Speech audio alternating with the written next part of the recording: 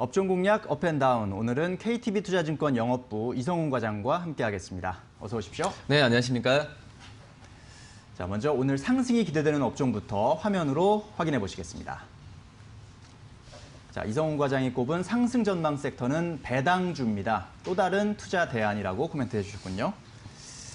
자, 오늘 아침 출근길 상당히 좀 쌀쌀한 느낌이 너무나 아주 강한데 이 찬바람이 불면은 배당주를 좀 투자할 때다 이런 얘기가 있잖아요. 역시 배당주에 대해서 좀 관심을 가질 때군요. 예, 어떻게 보면은 이제 올해 시장 전체적으로 본다고 하더라도 이 성장주 그리고 실적주에 대한 관심이 굉장히 컸다라고 볼 수 있었는데 항상 이 연말이 되면서 역사적으로 되풀이됐던 게 이 배당주에 대한 관심이 점점 높아지고 있거든요.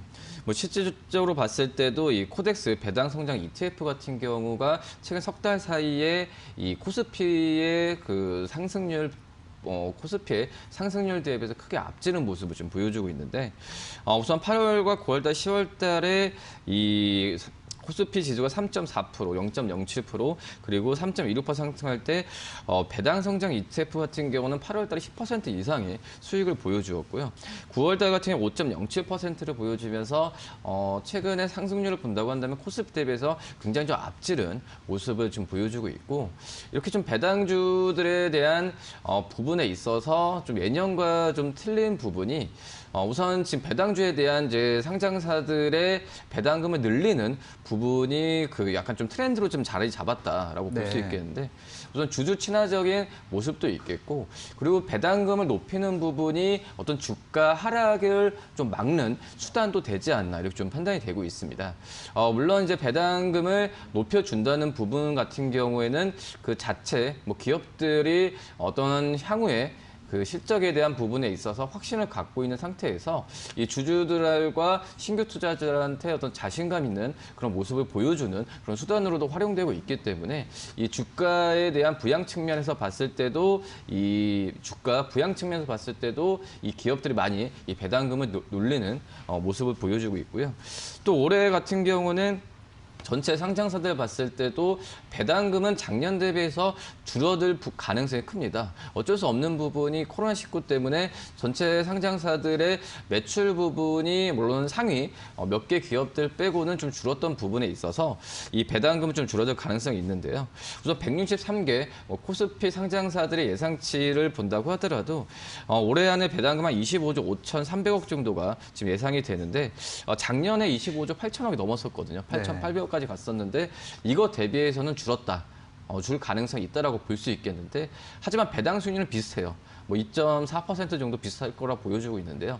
당연히 이제 배당 수익률이라고 배당률이라고 한다면은 이 어떤 그 분모가 이제 주가이기 때문에 주가 수준은 작년 대비 떨어졌던 점에서 봤을 때는 이 배당금은 줄어든다고 하더라도 이 배당 수익률은 같아지는 그런 상황으로 가지 않을까 이렇게 좀 판단이 되고 있습니다. 특히 이제 배당 이번에 봤을 때도 이 배당률의 상위 뭐 20개 업체 중에서도 거의 10개, 12개 정도가 이제 금융회사거든요. 그러니까 은행업종과 이 증권업종, 보험업종이 좀 자수를 차지하고 있는데 이 증권업종, 은행업종, 보험업종, 그러니까 금융업종들이 다른 여타 산업, 제조업 대비해서 주가 수익률이 그렇게 좋지는 않았거든요. 뭐 그런 상태에서 이 배당률에 대한 부분이 물론 이제 연말로 갔을 때에 주가 수준은 봐야겠지만은 이 다른 업체 대비해서 배당률이 좀 높아지는 구조로 좀 가고 있지 않나 지금 생각이 되고 있습니다. 특히 이제 은행업종 같은 경우에는 이 저평가, 한마디로 주가 많이 떨어졌던 상태에서 이 배당률에 대한 상승까지 겹쳐서 좀 탑픽으로 배당주 안에서는 많이 좀 거론되고 있다라고 좀 볼 수 있겠고 또 배당 수익이 작년보다 1% 이상 늘어나는 회사 같은 경우에도 이 9개 회사로 지금 집계되고 있는데 뭐 한국전력, SL, 뭐 삼성엔지니어링, 현대건설계, 대한항공 같은 기업들이 이 배당 수익률 1%까지 늘어난 상황이라고 좀 정리할 수 있겠습니다. 네. 자, 그동안은 뭐 성장주나 실적주에 관심이 쏠려 있었다면 이제 연말 가까워지면서 배당주에 대한 관심도 같이 늘려가시는 것이 좋겠다라는 조언이 있었고요. 또 우리 기업들도 최근 몇 년 사이에 배당 정책들을 많이 강화를 하고 있습니다. 주주 가치를 제고하는 그런 노력들도 기울이고 있기 때문에 우리 증시에서도 배당주에 대한 관심 조금씩 늘려가시는 것이 중요하겠다. 배당 수익률 잘 계산하시면서요. 그런 부분들 조언해 주셨습니다. 자, 이번에는 피해야 할 섹터는 또 어떤 업종인지 지금 바로 화면으로 확인해 보시겠습니다. 자, 이성훈 과장이 꼽은 피해야 할 섹터는 영화 관련주입니다. 중국과 상반된 흐름 이렇게 코멘트해 주셨는데요. 자, 현재 우리나라 영화 업종 많이 안 좋은 상황이죠? 네, 뭐 우리나라뿐만 아니라 전 세계적으로 똑같죠. 전 네. 세계적으로 같은 상황이라고 볼 수 있겠는데 우선 뭐 3분기 때 봤을 때도 우리나라 전체 박스오피스 매출액만 보더라도 1,505억, 그러니까 작년 대비해서 우리 70%까지 감소한 수치다라고 볼 수 있겠고요. 뭐 관객 수 같은 경우에도 3분기 때 1,744만 명이라 볼 수 있어서 작년 대비 71.6% 감소한 수치가 우선 좀 나타났다라고 볼 수 있습니다. 뭐 우리나라만 나쁘냐? 이건 아니죠. 이 미국과 터키 같은 경우에도 3분기 박스 오피스 매출 본다고 하더라도 작년 대비해서 거의 뭐 95% 이상 감소한 수치를 좀 보여줬다라고 볼 수 있겠고요. 뭐 우리나라만 본다고 하더라도 그나마 좀 왜 3분기, 2분기 때는 좀 많이 좀 살아났었거든요. 2분기 대비해서는 좀 2분기라기보다도 2분기 때 가장 최악이었던 상태 부분이 이 3분기 때는 좀 살아났던 부분이긴 하지만 지금 현재 말씀드렸듯이 뭐 70% 작년 대비 70% 감소했다는 부분 같은 경우에는 뭐 여전히 좀 안고 가야 될 숙제라고 볼 수 있겠고요. 특히 이제 그 6월 말에 개봉되었던 뭐 살아있다, 뭐 반도, 그리고 다만 악에서 구워서서 같은 경우가 이 어떤 대자 이 인기 흥행 영화들이 그나마 좀 이 어떤 7월과 뭐 8월 달에 시장에 대한 어떤 관객 수를 좀 높였다고 한다면은 이 9월 달 같은 경우에는 또 급감한 모습을 좀 보여주었거든요. 네. 이 7월 달 같은 경우에도 전체적으로 봐서 562만 명, 8월 달 같은 경우도 883만 명이었지만 9월 달에 299만 명을 기록하면서 이 9월 달도 급감한 모습을 좀 보여주고 있습니다.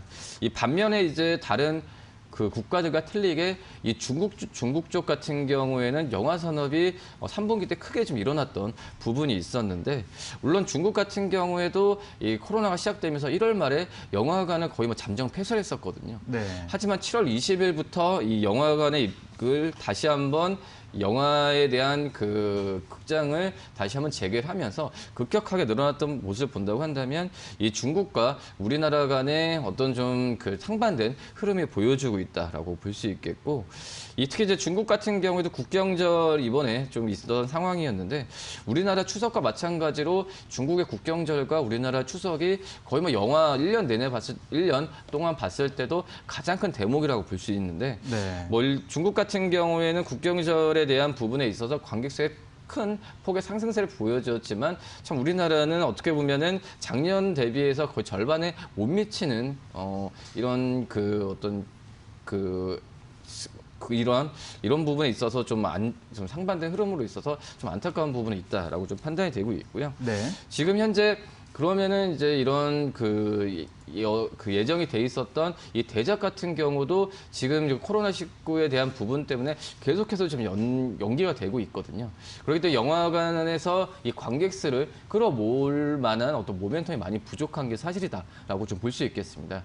그렇기 때문에 이 3분기 어떤 실적이나 여러 가지 모면 본다고 하더라도 이 영화 업종에 대한 부분에 있어서는 좀 우려감이 좀 있는 게 사실이다라고 좀 판단이 됩니다. 네, 정말 뭐 주변에서도 아마 지금 영화관을 못 간지 안 간지 꽤 오랜 시간이 흐른 분들이 많을 겁니다. 지금 방금 그래프로 봤지만 월간 박스오피스 매출액 전년 대비해서 뭐 7, 80% 줄어든 90% 이상 줄어든 그런 달도 있었으니까요. 그런 만큼 코로나19에 직격탄을 받은 우리 한국 극장과 영화 업종이 상당히 어려움을 겪고 있고 당분간 뭐 당장 지금 개선될 여지가 지금 나타나지 않고 있다. 이런 점들 잘 참고를 하셔야겠습니다.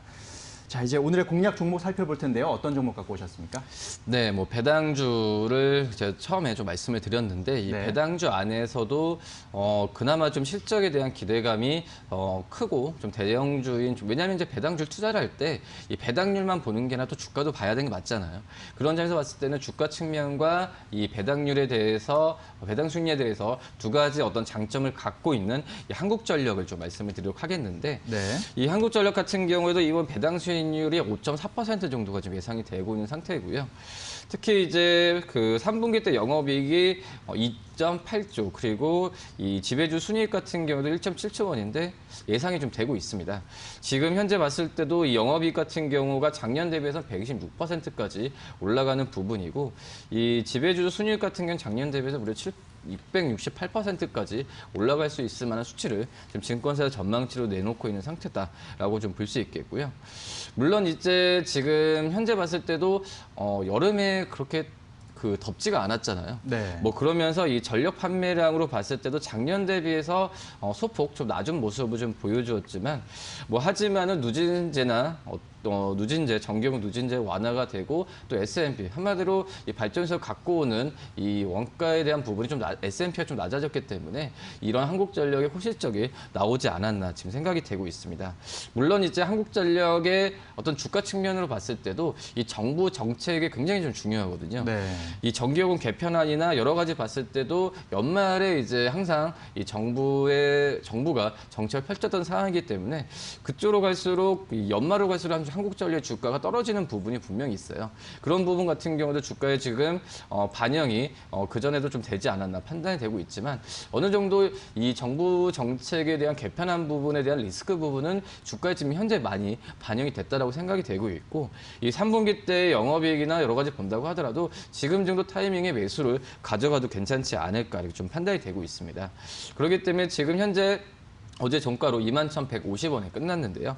뭐 1차적으로 증권사는 목표 주가를 3만 원 이상을 지금 제시하고 있는 상태인데 우선 단기적으로 봤을 때도 28,000원 정도 수준 정도가 이 어떤 연말과 내년 정도의 주가에 대한 부분에 있어서 한번 좀 기회를 좀 주지 않을까. 이 부분을 말씀드렸듯이 이 3분기 실적에 대한 예상치가 좀 4분기와 내년 1분기에도 이어져야 된다는 전망이라고 좀 볼 수 있겠는데 뭐 유가나 환율이나 여러 가지 봐서 변수가 있지만은 지금은 이제 한국전력의 이 유가나 어떤 환율 부분에 있어서는 매크로 지표는 좀 우호적으로 가고 있다라고 볼 수 있습니다.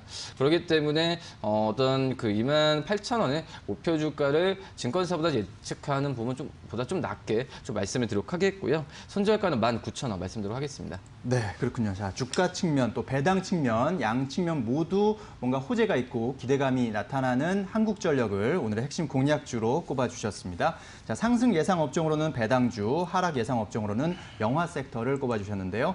자, 저희가 전해드린 투자 정보 잘 활용하시고요. 투자에 대한 판단은 시청자 여러분의 몫이라는 점 다시 한번 말씀드립니다.